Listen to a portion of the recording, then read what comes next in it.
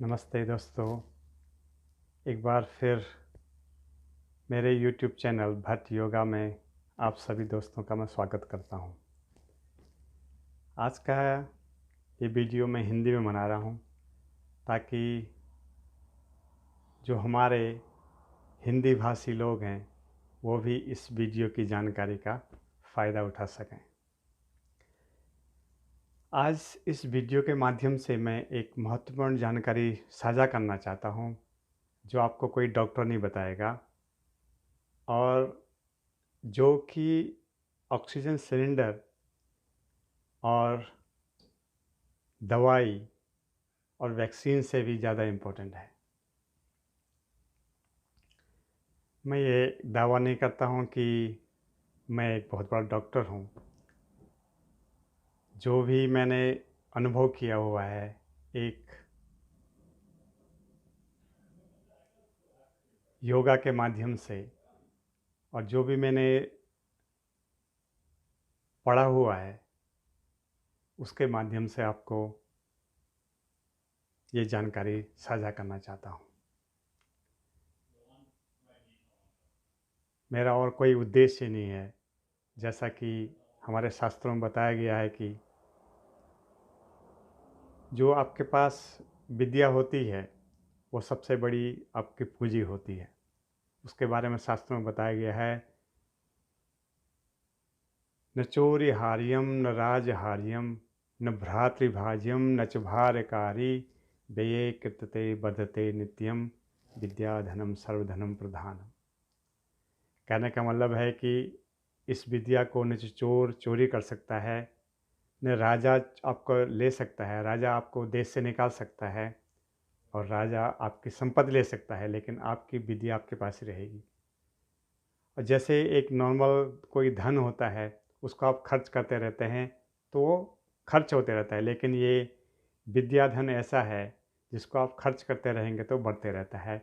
इसी उद्देश्य से मैंने सोचा कि आज ये वीडियो के माध्यम से एक महत्वपूर्ण जानकारी सब लोगों को पहुंचा सकूं। इसके लिए खाली एक 2 मिनट की क्रिया है, लेकिन उसका शरीर में बहुत बड़ा प्रभाव होता है जो नेगेटिव एनर्जी को रोकने के लिए काफ़ी होती है। इस जो क्रिया करने से पहले हमको ये समझना होगा कि हमारे मस्तिष्क और हमारे शरीर के और अंगों का क्या संबंध है। अगर हमारे मस्तिष्क में कुछ प्रॉब्लम होती है या कुछ हलचल होती है तो बाकी शरीर के अंगों में इसका क्या प्रभाव पड़ता है ये हमको समझना पड़ेगा। अगर ये हम समझ लिए तो हम एक कोरोना महामारी से पार निकल सकते हैं। जैसे आप किसी बच्चे को डांटते हैं, वो डर के मारे क्या करता है, पेशाब कर देता है। दैट मीन्स उसका मतलब क्या होगा कि वो डर उसके दिमाग में बैठ गया और उसकी वजह से उसकी किडनी का जो किडनी काम करनी चाहिए वो नहीं करती है, वो पानी होल्ड नहीं करती है और बच्चा पेशाब कर देता है। तो हम जैसा हम सभी लोगों को मालूम है, हमारे ह्यूमन हमारे शरीर में 2 तरह का मस्तिष्क होता है जिसको बोलते हैं एक सेंट्रल ब्रेन या जो मेन आपका दिमाग है, और एक सबकॉन्शियस माइंड बोलते हैं जिसको अवचेतन मस्तिष्क बोलते हैं। एक चेतन आपका माइंड है और एक अवचेतन मस्तिष्क है। जो भी हम अपनी इच्छा से काम करते हैं वो चेतन मन से के द्वारा कंट्रोल होता है। जैसे मैं अभी बात कर रहा हूँ या मैं अपना हाथ हिला रहा हूँ या हम वॉक करते हैं या खाना खाते हैं, जो भी हमारी इच्छा से होता है उसको चेतन मन कंट्रोल करता है। लेकिन जो हमारी इच्छा से नहीं होता है वो अवचेतन उसका मस्तिष्क उसमें काम करता है। जैसे आप किसी से द्वेष करते हैं, राग करते हैं या फिर कोई आपकी याददाश्त है, वो सब अवचेतन मन में स्टोर होती है। अवचेतन मन के अंदर भी एक छोटा सा पार्ट है ब्रेन का, वो एक बादाम के बराबर पार्ट है। उसको आजकल के मॉडर्न साइंस में अमेगडाला बोलते हैं। ये अमेगडाला में ही सब कुछ हलचल होती है और ये अमेगडाला में अगर कुछ डिसबैलेंस हो गया तो हमारा शरीर और जो हमारे शरीर का काम करना दूसरी तरफ बिहेव करने लग जाता है। जैसे आप कोई स्ट्रेसफुल होते हैं तो आपका बिहेवियर कैसा होता है, या फिर आप गुस्से में होते हैं तो आपका बिहेवियर कैसा होता है। ये एमिग्डाला क्या करता है, जो हमारा हैप्पी हार्मोन का जो पाथ है, जो जहाँ से हैप्पी हार्मोन निकलता है, जो हैप्पी हार्मोन जिसको सेरोटोनिन बोलते हैं वैज्ञानिक भाषा में, उसके रास्ते को ये रोक देता है और वहाँ से हमको जो खुशी मिलनी चाहिए वो निगेटिविटी मिलती है। ये जो एमिग्डाला कैसे काम करता है, इसके लिए मैं आपको 2-3 उदाहरण दूंगा जिससे आप इस एमिग्डाला के व्यवहार से परिचित होंगे। लंदन में आई थिंक दिसंबर 10, 1962 में एक फिल्म रिलीज की गई थी जिसका नाम था लॉरेंस ऑफ अरेबिया। और ये फिल्म पूरी रेगिस्तान में, इस फिल्म की शूटिंग पूरी रेगिस्तान में हुई थी, अरब में। अरब में आपको मालूम है पूरा रेगिस्तान होता है और जहाँ 50-55 डिग्री टेम्परेचर चले जाता है। तो जब लोगों ने ये फिल्म देखी और उसके डिफरेंट सीन को देखा, वो गर्मी के दृश्य को देखते हुए लोगों के शरीर में भी गर्मी पड़ना शुरू हो गया। जबकि अंदर दिसंबर का महीना एकदम ठंड है, उनके शरीर में भी गर्मी पैदा शुरू होनी। और आप यकीन नहीं करोगे, उस दिन की जो कोल्ड ड्रिंक की सेल थी वो पूरे साल भर की सेल से सबसे ज़्यादा थी। आप इमेजिन करिए, लंदन में हमेशा जो है ठंड रहती है, हमेशा वहाँ ठंड रहता है, और वो भी अब दिसंबर का महीना। इतनी ठंड में आपको प्यास लगना, तो ये क्या है, आप क्योंकि आपने जैसा दृश्य देखा उसको दिमाग में वैसे ही दृश्य आपको गया और उससे शरीर में हमको गर्मी पैदा हुई। तो ये एक एग्जाम्पल है कि हमारा एमिग्डाला हमारे शरीर में कैसे हलचल होती है। तो और हमारे दिमाग में जो भी हम सोचते हैं या देखते हैं उसका शरीर पे क्या असर पड़ता है। दूसरा एक उदाहरण और भी है कि एक आदमी को फांसी देनी थी और उसको बोला गया कि फांसी देने से पहले हम एक आपके शरीर पर एक शोध करना चाहते हैं, रिसर्च करना चाहते हैं कि सांप के डसने से क्या होता है। तो वो बोला, नहीं, मेरे को सांप के बहुत डर लगता है। तो लोगों ने बोला, भाई तू तो मरने ही वाला है, तो क्या सांप से भी कट जाए तो क्या फ़र्क पड़ता है। तो उसने फिर हाँ मान ली, चलो ठीक है। तो उसके आँख में पट्टी बांध दी गई और उसको छोटा सा सांप, जैसे समझने के लिए कि सांप ने काटा है, एक छोटा सुई चुभाई गई और वो ज़ोर से चिल्लाया कि मेरे को सांप काट दिया, क्योंकि उसके दिमाग में पहले ही वो चीज़ भरी हुई है कि मेरे को सांप काटने वाला है, मेरे को कोबरा से डसने वाला है। तो जब उसके शरीर का परीक्षण किया गया लैब में, तो ये पाया गया कि जो उसके शरीर की जो हालत होती है या उसके शरीर में जो भी केमिकल रिएक्शन होता है वो एक रियल सांप के कांटे जैसे होता है। तो इससे आप यकीन लगा गए कि उसने दिमाग में सोचा कि मेरे को सांप काटने वाला है और उसकी वजह से उसने सुई को सांप समझ लिया और उसके शरीर में वैसी ही रासायनिक संरचना होगी जैसे एक रियल सांप के काटने से होती है। एक और उदाहरण भी है। एक अपराधी को बोला गया कि हम तेरे को अपराध का दंड हम सिगरेट से तेरी त्वचा को जलाएंगे। तो उसने बोला, नहीं, हम ये मेरे से बहुत सिगरेट से मेरी त्वचा जल्दी की, ऐसा हम नहीं करिए। लेकिन उसको बोला, नहीं, हम ये तुमने दंड अपराध किया हुआ है तो इसका दंड तेरे को इसी से दिया जाएगा।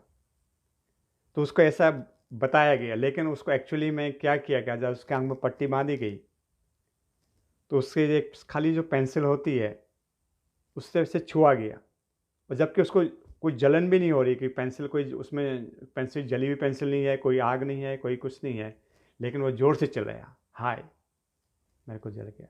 तो जबकि उसको कुछ नहीं, लेकिन उसके दिमाग में हमने पहले बैठा दिया कि तेरे शरीर को हम सिगरेट के बट से जलाएंगे, सिगरेट के टुकड़ों से जलाएंगे, तो उसका शरीर वैसे ही बर्ताव करने लगा। तो ये 2-3 उदाहरण से ये हमसे सिद्ध होता है कि हम जैसा देखते हैं और जैसा दिमाग में हम सूचना भरते हैं, वैसे ही हमारा जो शरीर का अंग है वो बर्ताव करने लगते हैं। तो आप अगर ध्यान से समझिए कि कोरोना में भी यही हो रहा है। कोरोना में होता क्या है, हम लोग रोज़ देखते हैं टीवी में कि कोरोना में इतने आदमी मर गए, इतने इन्फेक्टेड हो गए, इतने लाखों की लाशें बनी, इतने लोगों को ऑक्सीजन से इतने आदमी मर गए। तो वही हमारे दिमाग में रहता है। और फिर होता क्या है, अगर दुर्भाग्यवश आपके परिवार में कोई कोरोना का मरीज हो गया, तो आपको वही चिंता सताई रहती है कि अभी देखो इनकी भी अभी डेथ हो जाएगी कोरोना से, अगर इसको हॉस्पिटल जाना पड़ेगा तो कितना ऑक्सीजन सिलेंडर का खर्चा कहाँ से आएगा, इलाज का खर्चा कहाँ से करेंगे। और अगर खुदा न खास्ता दुर्भाग्यवश इनकी मृत्यु होगी तो बाकी हम जीवन का निर्वाह कैसे करेंगे। अगर किसी की पत्नी मर जाती है, किसी का पति मर जाता है, तो ये सब बातें हमारे दिमाग में चलते रहती हैं। और उससे जो होता है, जो हमारे अच्छे खासे जो आदमी हैं परिवार में, जो स्वस्थ आदमी हैं, वो क्या फील करने लग जाते हैं, चेस्ट में उनके दर्द होना शुरू हो जाता है और सांस की तकलीफ होना शुरू हो जाता है। वो सोचते हैं हाँ मैं हमको भी कोरोना हो गया। तो इस चक्कर में और जो परिवार के लोग हैं उसको तुरंत हॉस्पिटल भर्ती कर जाते हैं। और पता लगता है कि आप हॉस्पिटल के बाद वो अच्छे होके नहीं आ रहे हैं। आजकल ये समाचार मिल रहा है कि जो आदमी हॉस्पिटल गया तो उसके कोरोना से डेथ हो जा रही है। और फिर दुर्भाग्यवश ऐसा मीडिया में चला रखा है कि कोरोना मरीज है, इसकी कोरोना से डेथ हुई है तो इसको छूना नहीं है, जो भले ही आपका सगा पिता हो, सगी माता हो, या सगी पत्नी हो, या सगा भाई हो। तो आपको पता ही नहीं है कि आपके संबंधी के साथ क्या हुआ हॉस्पिटल में, लेकिन वो सिंपली उसको कि डर था, उस डर की वजह से उसका हार्ट में थोड़ा ब्लॉकेज हुआ, सांस लेने में तकलीफ हुई और आपने उसको हॉस्पिटल भेज दिया और अपने प्रियजनों को खो दिया।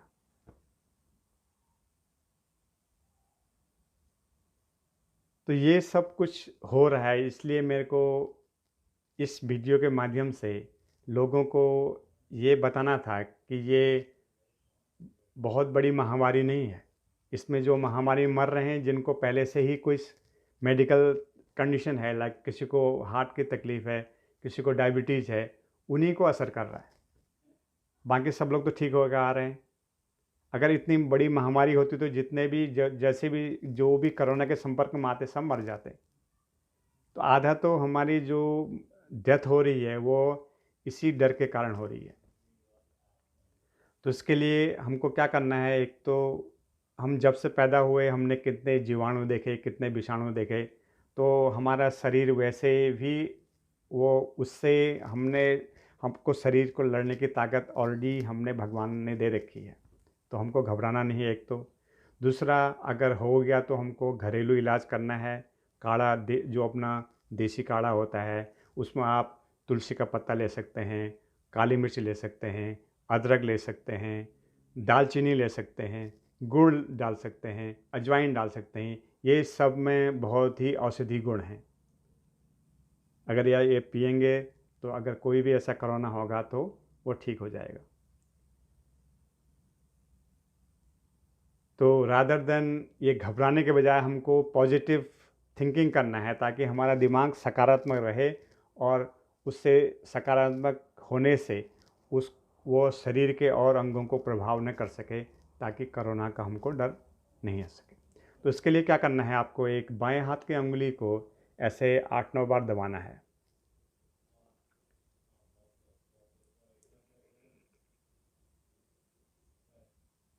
और फिर साइड से दबाना है, साइड से दबा के रखना है आपको।